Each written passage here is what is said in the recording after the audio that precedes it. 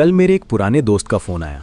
बोलता है, भाई जब मैं ट्रेडिंग टर्मिनल खोलता हूँ और वो लाल नीली कैंडल्स उछलती देखता हूँ ना, तो मेरे पैर कांपने लगते हैं। ऐसा लगता है किसी दूसरी दुनिया का मैप देख रहा हूँ।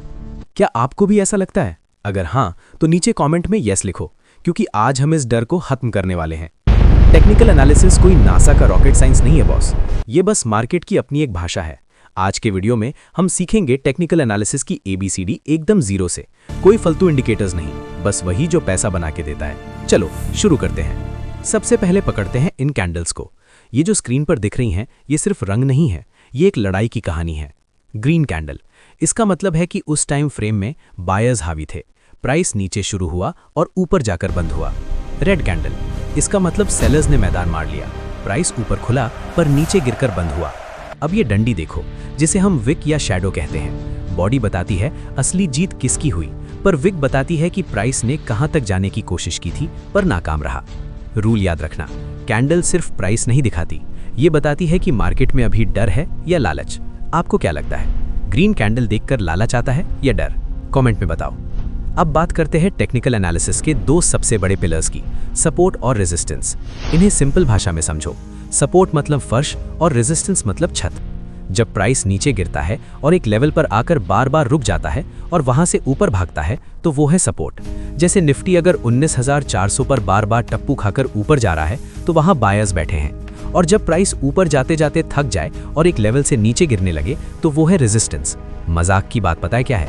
हम लोग अक्सर सपोर्ट पे डर के मारे बेच देते हैं और रेजिस्टेंस पे लालच में आकर खरीद लेते हैं। उल्टा करोगे तो मार्केट खा जाएगा। तीसरी चीज है ट्रेंड लाइन। मार्केट कभी सीधा ऊपर नहीं जाता, सीधा नीचे नहीं आता, वो सीढ़ियां चढ़ता है। अब ट्रेंड, जब मार्केट हायर हाईज बनाए, पिछले हाई से ऊपर नया हाई। डाउन ट्रेंड, जब मार्केट लोअर लोज बनाए, पिछले लो से नीचे नया लो। साइडवेज, जब मार्केट एक ही रेंज में फंसा हो, जैसे कोई कंफ्यूज्ड इंसान। मेरा एक पुराना डायलॉग याद रखना, ट्रेंड इज योर फ्रेंड जब तक बेंड ना हो। जब तक ट्रेंड ऊपर का है, मार्केट के खिलाफ मत जाओ। बहती गंगा में हाथ धो लो, उल्टा तैरने की कोशिश मत करो। अब इस चार्ट को देखो। मान लो ये स्टॉक 100 रुपए पर सपोर्ट ले रहा है और 110 पर रेजिस्टेंस।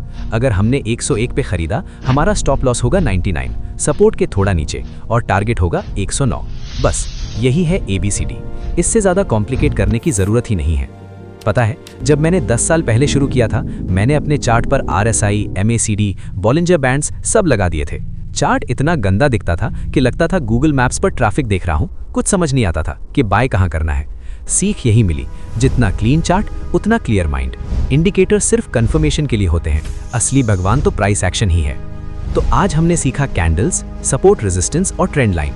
इन तीनों को अगर मास्टर कर लिया ना, तो आप 80% ट्रेडर्स से आगे निकल चुके हो। अगर ये वीडियो सिंपल लगा और कुछ नया सीखा, तो लाइक का बटन दबा देना और सब्सक्राइब कर लो, क्योंकि ये सफर अभी शुरू हुआ है।